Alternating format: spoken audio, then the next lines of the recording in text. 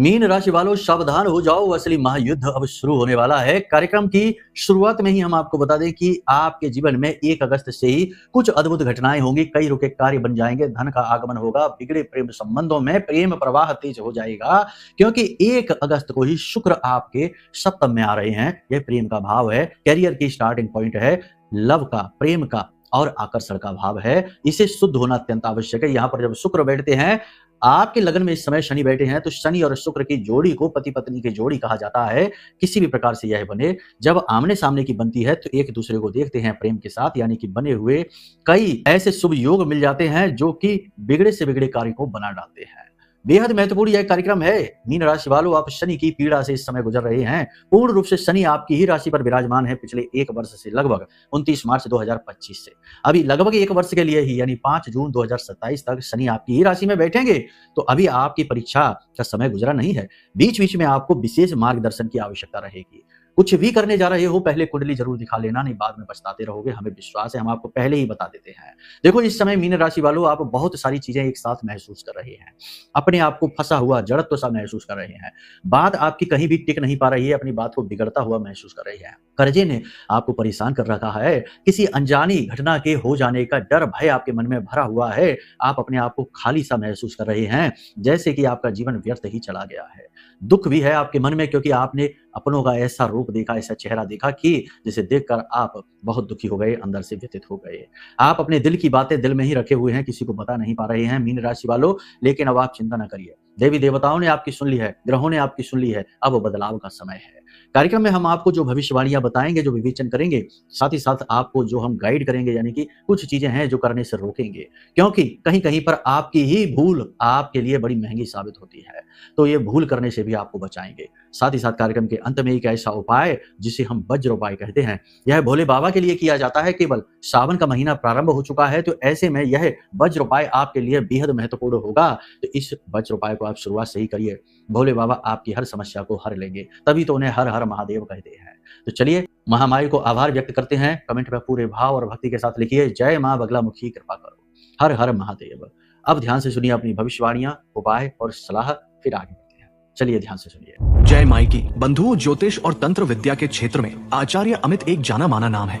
पूज्य गुरुदेव के साधनाओं और ज्योतिष विद्या के अनुभव बेहद दिव्य है। जी हाँ, पूज्य गुरुदेव ने जिसकी भी कुंडली का विश्लेषण किया और कुंडली के अनुसार उसे सटीक उपाय व महामाई माँ बगलामुखी की विशेष कृपा दी, उसके जीवन में सकारात्मक बदलाव तो आए ही है। फिर चाहे समस्या कितनी ही कठिन क्यों ना हो, समाधान तो अवश्य हुआ है। अब ऐसे में यदि आप भी अपने जीवन की किसी बड़ी समस्या से जूझ रहे हैं, जैसे कि कर्जा बढ़ता ही जा रहा है, काम धंधा और व्यापार सब रुक चुका है, रिश्ते नातों में तनाव हद से ज्यादा बढ़ गया है, पूरा जीवन ही नकारात्मकताओं से भर गया है, तो ऐसे में यही सही समय है जब आप श्रेष्ठ गुरु से मार्गदर्शन प्राप्त करें और जीवन के अंधकार को समाप्त कर दिव्य प्रकाश की ओर कदम बढ़ाएं। वीडियो में दिए गए नंबरों पर तुरंत संपर्क करिए और अपनी कुंडली का विश्लेषण व समाधान पूज्य गुरुदेव के द्वारा करवा लीजिए। देर ना करें, आपके देवी देवताओं के आशीर्वाद से ये मौका खुद चलकर आपके पास आया है, इसे गंवाना नहीं है। अभी फोन करें और गुरुदेव से मार्गदर्शन प्राप्त करें। महामाई आपका कल्याण करें। धन्यवाद। सबसे पहले बात करते हैं आपके मनोभाव और आपके फोकस की। इस समय आपका फोकस अपनी परेशानियों से बाहर निकलने में है। आप में से कुछ जातक ऐसे हैं जो अपने कार्यस्थल पर संघर्ष कर रहे हैं, करियर में संघर्ष कर रहे हैं। कुछ ऐसे हैं जिनके ऊपर कुछ ऐसी समस्याएं आ पड़ी हैं जो उन्होंने बुलाई ही नहीं है। पारिवारिक संकट है, कर्जे की समस्या है, या फिर बीमारियों का बोझ है। कहने का मतलब यह है कि इस समय आप किसी भी प्रकार से एन केन प्रकरण ईश्वरीय कृपा से या अपने पुरुषार्थ प्रारब्ध से आप चाहते हैं कि इन परेशानियों से आपको मुक्ति प्राप्त हो, ताकि आपके जीवन में सुख और शांति का प्रादुर्भाव हो। इस कार्य को करने के लिए यह महीना आपके लिए बहुत महत्वपूर्ण साबित होने जा रहा है, क्योंकि यह सावन का महीना, और साथ ही साथ सबसे खास बात यहाँ पर यह है कि हम आपको जो उपाय बताएंगे बड़ा अद्भुत होगा, इसे कर लेना। बंधुओं, अब ध्यान से सुनिए। पारिवारिक वातावरण की बात करें तो परिवार के वातावरण में तो थोड़ी बहुत ऐसी नेगेटिव स्थिति सी रहेगी कि आपको अपने आप की अनदेखी होती हुई दिखाई देगी। छोटी छोटी चीजों के लिए आपको मन मारना पड़ेगा और दूसरों की जरूरतों को पूरा करने के लिए अपनी जेब खाली करनी पड़ेगी। लेकिन इन सब से आपको कष्ट नहीं होता। कष्ट तो तब होता है जब अपने ही मुंह फेरने लगते हैं, अपने ही दुख देने लगते हैं, अपने ही अनसुनी करने लगते हैं। यहां कष्ट होता है। अपने आप को कुर्बान करने में, त्याग करने में तो आपसे बढ़कर कोई है ही नहीं। खैर कोई बात नहीं, आप परिवार में सुख शांति बनाए रखने के लिए अपने आप को मौन रखेंगे, शांत रखेंगे, जहां जरूरत होगी वहीं पर केवल बोलेंगे। और सबसे बड़ी बात कि आपका मन और आपकी विचारधारा इस समय शांति की ओर है, आध्यात्म की ओर है। इसीलिए आप बहुत सारी चीजों को इग्नोर करेंगे और जीवन का जो भी रूप स्वभाव आपके पास है आप उसे एक्सेप्ट करेंगे, अपनी कमियों को भी स्वीकार करेंगे। आर्थिक स्थिति की बात करें इस समय तो धन तो है, आ रहा है, लेकिन वह धन रुक जाए ये बड़ी बात है। लेकिन अब रुकेगा जब मंगल का गोचर होगा बुध के साथ, तो 4 से 5 दिन आपके लिए ऐसे मिलेंगे। मंगल का गोचर 2 अगस्त को है, वैसे हम आपको बता दें। तो बुध के साथ मंगल का गोचर जब होता है तो पुरुषार्थ शक्ति से मिलती है बुद्धि, और शक्ति और बुद्धि का मिलन बिल्कुल वैसा ही है जैसे माँ लक्ष्मी और माँ सरस्वती का मिलन। ऐसे में बस गणपति और आ जाए तो कल्याण अद्भुत है। गणपति का मतलब है धैर्य, गणपति का मतलब है जीवन के अनुभवों से सीख कर उनका प्रयोग करना, और गणपति का मतलब है ठहराव। तो यदि आप अपने मन पर नियंत्रण रख पाते हैं, जीवन में आ रहे मौके अवसरों को सही तरीके से एनालाइज करके, आकलन करके और उनका लाभ लेने का हुनर सीख चुके हैं, जीवन की ठोकरों ने आपको बहुत कुछ सिखा दिया है, तो आप बदल जाएंगे। क्योंकि अगले 3 से 5 दिनों में आपके जीवन में विशेष अवसर आ रहे हैं। जी हाँ, अवसरों के विषय में तो ऐसा कहा जाता है कि इन्हें पहचानने में भी बड़ी कलाकारी चाहिए। कहानी बहुत ही सुंदर है, आपको हम सुनाएंगे कभी किसी कार्यक्रम में। इस समय सुनाएंगे तो कार्यक्रम बहुत लंबा हो जाएगा, लेकिन ये बहुत महत्वपूर्ण है कि आते अवसरों को आप जान पाएं, समझ पाएं और उन्हें ग्रहण कर पाएं, लपक कर आगे बढ़ पाएं। आएंगे जरूर। आपकी बुद्धि, विवेक सब कुछ स्थिर है, लेकिन कहीं ना कहीं मन की कड़वाहट, कहीं ना कहीं जीवन की निराशा, जीवन की कड़वाहट, नकारात्मकता आपको सही निर्णय लेने से रोकेगी। तो ऐसे में आपको धैर्य से काम लेना है, मौन रहना है, अपने ऊपर केंद्रित रहना है, स्वार्थी बन जाना है, स्व के अर्थ को खोज लेना है, तभी आपका उद्धार संभव है। बात करते हैं व्यापार की, नौकरी की। व्यापार के लिए निश्चित तौर पर अवसर आ रहे हैं, लेकिन किसी भी नए बिजनेस व्यवसाय को आगे इस समय ना बढ़ाएं। मतलब नए बिजनेस व्यवसाय की शुरुआत ना करें, रुक जाएं, क्योंकि यह समय जो होता है सावन का महीना, अष्टम मास, शनि का महीना कहा जाता है। इस महीने में किसी भी नए कार्य की शुरुआत करने को रोका जाता है, काम बनता नहीं है। दूसरा, नई डील, नई पार्टनरशिप, साइड इनकम, साइड में कोई बिजनेस, कुछ भी करने से पहले 100 बार सोचें, अपनी कुंडली एक बार दिखवा लें, क्योंकि काम बनेंगे नहीं। अभी तो जो चल रहा है बस उस पर ध्यान दीजिए।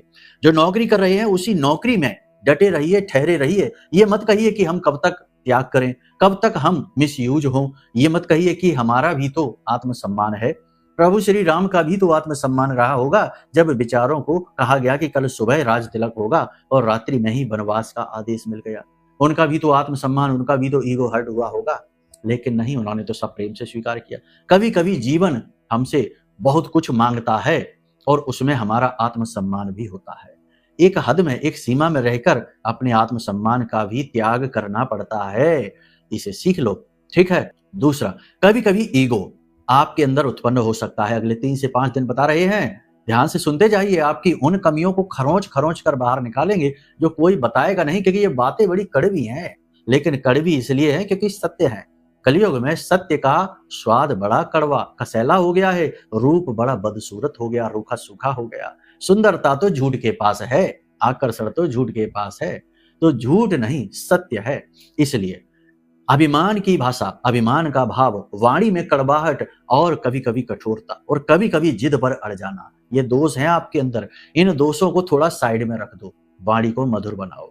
देखो, हम आपको एक बात ऐसी बताएंगे जो आपको चौंका देगी।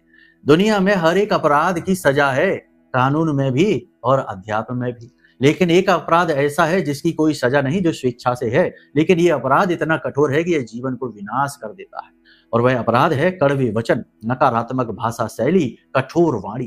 किसी के दिल को कितनी गहराई तक दुखाता है, कितने दिन तक कोई अपने दिल को मलता रह जाता है। दुख दुख की तरह सहता रह जाता है, मौन रह जाता है। आपसे भला अच्छा कौन समझेगा इस बात को? आप खूब अच्छे से समझते हैं इन बातों को। तो अपनी वाणी को मधुर रखिए, इस अपराध को न करिए, यहाँ से बहुत सारी चीज़ें बिगड़ जाती हैं। दूसरा कि मन में किसी भी बात का ईगो नहीं, अच्छाई का भी अभिमान। हम तो इतना दान करते हैं, हम तो इतनी पूजा करते हैं, हम तो इतनी भक्ति करते हैं, हम तो रोज़ मंदिर जाते हैं, रोज़ चालीसा पढ़ते हैं, हमने तो बहुत अच्छाई की है। ये भी अभिमान, सत अभिमान है। अभिमान के भी 3 रूप हैं, है ना? और ये अभिमान तामसिक अभिमान से भी खतरनाक है। तामसिक अभिमान मतलब किसी के ऊपर शक्ति प्रदर्शन करना, चढ़ जाना और उसे कुचल डालना। और राजसिक अभिमान है अपनी शक्तियों का प्रदर्शन करना, अपने धन, वैभव, सुख, ऐश्वर्य का प्रदर्शन करना। और यह जो सात्विक अभिमान है, यह बड़ा चुपके से आता है और दिखता भी नहीं है कि हम कितने अच्छे इंसान हैं, हमारे साथ गलत कैसे हो सकता है। जरा इसको टटोल कर देखिए, कहीं आपके अंदर तो नहीं उत्पन्न हो रहा है, हटा दो, ठीक है? तभी तो सब चीजें दिखेंगी, वरना दिखता कहाँ है? चीजें बदल जाती हैं तब पता चलता है, शुरुआत होती है तब तक पता ही नहीं चलता। तो अवसर आएंगे ना, उन अवसरों को आप कैसे ले पाएंगे? उसी के लिए तो आपको ये हम समझा रहे हैं। थोड़ी सी चालाकी और समझदारी भी आपको दिखानी होगी, किसी की बातों में ना आए। कोई जब मीठे मीठे प्रलोभन दे, क्योंकि देगा कोई, तो उस प्रलोभन में समझिए आज का समय ऐसा नहीं जब लोग दूसरों के हितों के बारे में सोच रही हों। पहले अपना हित, बाद में दूसरे का। अपना 80%, 90%, 95% हित, दूसरे के 5% हित, तो लोग दूसरों को बात बताते हैं। वरना तो सब कुछ छिपा जाते हैं, सब कुछ हड़प जाते हैं, निगल जाते हैं। और विचित्र बात यह है कि जो दूसरे का 5% का फायदा है ना, उसे उसका 100% फायदा दिखाते हैं और अपनी निस्वार्थ सेवा दिखाते हैं। ऐसे कई नकाब लगाए हुए, कई मुंह वाले लोग घूम रहे हैं संसार में। तो जब आप चालाक बनेंगे, स्मार्ट बनेंगे, बातों के पीछे छिपी हुई बातों को समझना सीखेंगे, तो आप बहुत कुछ जान जाएंगे, किरदार खुलकर सामने आने लगेंगे। अचानक से बनते हुए कार्य में अवरोध आ सकता है, खास तौर से 5 तारीख के बाद। 5 तारीख से लेकर 7 तारीख के बीच 2 दिन में आपका कोई बनता काम बिगड़ सकता है, क्योंकि यहाँ पर बुध का ट्रांजिशन होगा। बुध का ट्रांजिशन महत्वपूर्ण है। ये जब तक स्थिर नहीं हो जाएगा तब तक रुकावट लाने का भय रखेगा। इस समय और काल पर आपको 2-3 चीजों का ध्यान रखना है। पहला, अपनी इच्छाओं को नियंत्रित रखिए। जरूरत से ज्यादा खर्च मत करिए, जहां जरूरी है वहीं खर्च करिए। जरूरत से ज्यादा एग्रेसिव एक्सपेंडिचर आपके लिए बड़ा खतरनाक होगा। अब हमारी एक्सपेंडिचर कहने को ही ना सुधारने लगना, नहीं तो लोग उल्टा हमें ही ज्ञान देने लगते हैं। एक्सपेंडिचर नहीं, ये कहते वो कहते, अरे छोड़ो हमारी बातें, आप समझो कि हम क्या समझाना चाहते हैं। मन पर नियंत्रण, काम वासना पर नियंत्रण बहुत आवश्यक है। यह बढ़ेगी क्योंकि 1 अगस्त को ही शुक्र आ जाएंगे, नीच के हो जाएंगे, और नीच का शुक्र मन में भावनाएं उत्पन्न करता है, वासनाएं जगाता है, पुराने रिश्तों को लेकर आता है, प्रेम संबंधों की ओर आकर्षण बढ़ाता है, विपरीत लिंग के प्रति आकर्षित करता है और खर्चे बढ़ा देता है। फिजूल खर्ची, ऐशो आराम, शौक शान में खर्चा, तो थोड़ा सोच समझ कर। गर्भवती महिलाओं को आपकी राशि की जो है उन्हें बहुत संभल कर रहना है, कोई हादसा हो सकता है। इस समय आप अपनी मनमानी करने की कोशिश ना करें, थोड़ा सा दूसरों को सुने। बड़े बुजुर्ग जो आपके शुभ चिंतक सलाहकार हैं उनको सुने भी।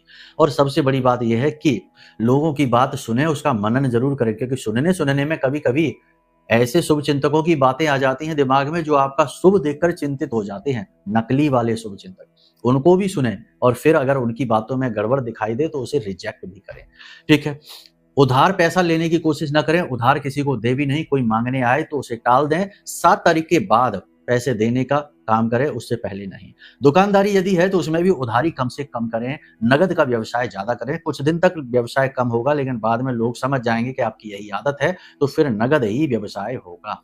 इस समय और काल पर घुटने में चोट लगना, कमर में चोट लगना, पुरानी तकलीफें ऊपर उभर आना, एलर्जी की समस्या होना, और सबसे बड़ी बात आंतरिक अंगों में तकलीफ हो जाना, यानी छिपे हुए रोग बाहर आना, ऐसी चीजों को आप महसूस करेंगे। इस समय और काल पर आपको ऐसा भी महसूस हो सकता है जैसे आपके ऊपर किसी ने तंत्र करवा दिया है, निगेटिव एनर्जी आपके आसपास है। जरा अपनी कुंडली दिखवा लो, क्योंकि हो सकता है कि कोई पाप ग्रह योग ऐसा बन गया हो जो तंत्र जैसा ही अनुभव करा रहा हो। इस समय जो विदेश जाना चाहते हैं उनके लिए प्रबल योग बन रहे हैं, विदेश जा सकते हैं। नौकरी बदलने से लेकर, व्यवसाय बदलने से लेकर, व्यवसाय में कोई नए प्रयोग करने से लेकर कोई भी महत्वपूर्ण निर्णय लेना है तो वह 17 अगस्त के बाद लेना। सूर्य का ट्रांजिशन हो जाने दो उसके बाद। उच्च अधिकारियों के साथ तालमेल बनाकर रखें। कार्यस्थल पर कानाफूसी अधिक होगी, विरोधी अति सक्रिय होंगे और अचानक से आपके काम को बिगाड़ने की कोशिश करेंगे। चतुराई ही एकमात्र हथियार है, औजार है, जिससे आप अपने आप को बचाकर रख पाएंगे। दाम्पत्य जीवन की बात करें तो दाम्पत्य जीवन में सब कुछ ठीक रहने वाला है, बस आपकी ही समझ की कमी रिश्ते को खराब करेगी। जीवन साथी के मन को समझकर व्यवहार करें। आपका जीवन साथी आपको कोई गिफ्ट उपहार दे सकता है, तो इस बात का सम्मान करें। कोई नई बात, कोई नया प्रपोजल, कहीं घूमने जाने की बात, कहीं बाहर चलकर खाने-पीने की बात, कोई ऐसी नई स्कीम, नई बात, नई योजना आपका जीवन साथी आपसे शेयर कर सकता है, जिसका सम्मान करें। तुरंत रिजेक्ट ना करें, तुरंत भड़कें ना। जिन लोगों के प्रेम संबंधों में, दाम्पत्य जीवन में परेशानियाँ चल रही थी, वह परेशानी कम होनी शुरू हो जाएगी। प्रेम संबंधों में थोड़ी-सी खटास अवश्य रहेगी, लेकिन धीरे-धीरे वह भी अनुकूल होती दिखाई दे रही है। इस समय और काल पर आपको सबसे बड़ी बात यहाँ ये है कि नौकरी में मेहनत अधिक करनी पड़ेगी, ओवरटाइम भी करना पड़ेगा, उच्च अधिकारियों के ताने भी सहने पड़ेंगे और आपको कभी-कभी ऐसा लगेगा जैसे आप किसी गलत जगह पर आ चुके हैं। लेकिन याद रखना कि ये विचार केवल समसामयिक हैं, कुछ समय बाद बदलने वाले हैं। नौकरी को इतनी जल्दी बदलने का निर्णय ना लें। कोई भी महत्वपूर्ण कार्य यदि आप करें अपने जीवन का, तो उसमें एक बार कुंडली दिखाकर सलाह अवश्य ले लें। हम बार-बार यही कहते हैं। अभी कल ही एक श्रीमान हमें अपनी कुंडली दिखा रहे थे। उनकी शनि की अढ़ैया चल रही थी और शनि की अंतर्दशा भी चल रही थी और अभी 10 दिन पहले ही उन्होंने अपनी नौकरी से स्वतः ही रिज़ाइन दे दिया और बोले कि वहाँ पर मेहनत बहुत थी, कोई भविष्य नहीं था, तो हमने रिज़ाइन दे दिया, अब हमें कोई नई नौकरी मिलेगी कि नहीं। अरे हमने कहा यही तो आपने गड़बड़ कर दी। शनि जब भी प्रबल होता है तो पहला विचार ही यही डालता है कि कहीं हम गलत करियर में तो नहीं हैं, गलत जगह पर तो नहीं हैं, हमारा टैलेंट गलत यूज़ हो रहा है, हमारा टैलेंट सही से हम यूज़ नहीं कर पा रहे, तो छोड़ो इस नौकरी को, कहीं आगे बढ़ते हैं। ये विचार डालता है और जब आप ये कदम लेते हैं तो शनि ही आपको पटक देता है, रोक देता है। तो ये नहीं करना था, आपको भी ये अभी नहीं करना है। फिलहाल 17 तारीख तक नहीं, और फिर भी यदि करना हो तो फिर एक बार कुंडली दिखवा लें। अब बात करते हैं बिज़नेस व्यवसाय की, तो इस समय वस्त्र का, आयात-निर्यात का, दुग्ध का व्यवसाय अच्छा चलेगा, डेयरी प्रोडक्ट अच्छे चलेंगे। आभूषण के व्यवसाय में थोड़ी मंदी देखी जाएगी। होटल का व्यवसाय, प्रॉपर्टी डीलिंग का व्यवसाय, इंफ्रास्ट्रक्चर का व्यवसाय, जो भी कुछ है, कमीशन के काम है, इनमें भी थोड़ी मंदी देखी जाएगी। लेकिन शेयर मार्केट में झटका लगने का डर है। इलेक्ट्रॉनिक सामान, डिजिटल मार्केट में, ऑनलाइन के सामान में, कार्यों में आपको थोड़ा-सा झटका लग सकता है, थोड़ा संभल कर रहें। बाकी जो ऑयल का काम है, मशीनरी का, धातु का, फ्लोरिंग का, इन कार्यों में धीमे-धीमे बढ़त होनी शुरू होगी। आपकी मेहनत रंग लाती हुई सी आपको दिखाई अवश्य देगी, बस आपको अपनी इच्छाओं पर नियंत्रण रखना। 3 बातों का मूल तौर पर ध्यान देना है। अचानक से किसी लंबी यात्रा की योजना ना बनाएँ। दूसरा कि उधार का लेन-देन ना करें और तीसरा अपने स्वास्थ्य सेहत का विशेष ख्याल रखें और अपनी वाणी और मन पर नियंत्रण रखें। अगर आप ये कर पाते हैं तो आप अगले 7 दिनों में नई चीज़ों का कई प्रकार से अनुभव हासिल करेंगे। बाकी देखो, सबसे बड़ी बात यह है कि जीवन में इंसान का पुरुषार्थ, उसका कर्म तो होता ही है, लेकिन यदि दैवीय कृपा भी साथ आ जाए तो कर्म एक नई सीमाओं को छू लेता है, अद्भुत कामयाबियां और अद्भुत सफलताएं हासिल होती हैं। क्योंकि कई बार आपका कर्म आपकी गलती से नहीं, दूसरे की नकारात्मकता से, नजर, टोना, टोटका, तंत्र मंत्र से बाधित हो जाता है। आपने ये महसूस किया है? तो ऐसे में आपको चाहिए दैवीय सुरक्षा। जैसे प्रभु श्री राम को हनुमान जी ने सुरक्षा दी, वैसे ही आपको सुरक्षा देगा ब्रह्मास्त्र विद्या, मां बगलामुखी का यह महारक्षा कवच। जो हमारी आराध्य देवी हैं, आपकी भी आराध्य बनेंगी और आपके आसपास एक ऐसा घेरा, एक ऐसा सुरक्षा घेरा बनाएंगी जो ब्रह्मास्त्र कवच कहा जाता है। मतलब कि इसे ब्रह्मा, विष्णु, महेश भी भेद नहीं पाते हैं। तो आप इस ब्रह्मास्त्र कवच को मंगवा सकते हैं। यह पूर्ण रूप से मंत्रों से जागृत है, अभिमंत्रित है। इसे मंगवा लीजिए, आपका कल्याण होगा। बाकी पूर्ण समाधान के लिए आपको अपनी कुंडली जरूर दिखानी चाहिए, वहीं से सारे मार्ग खुलते हैं। ये जो हम आपको बता रहे हैं, ये तो आपके ग्रह गोचर, चंद्र राशि का आकलन है, पूर्ण आकलन नहीं है। पूर्ण आकलन तो जन्म पत्री से होता है। कुछ लोग कहेंगे हमारे पास जन्म पत्री नहीं है गुरुजी, तो क्या करें? कोई बात नहीं, वीडियो में नंबर है, फोन कर ले। कई और तरीके और मार्ग हैं, उनसे भी समाधान मिलते हैं, वो बता दिए जाएंगे। आप फोन तो करिए। खैर, चलिए अब आज के कार्यक्रम को यहीं विराम देते हैं। प्रेम से बोलिए जय माई की, जय मां बगलामुखी, हर हर महादेव।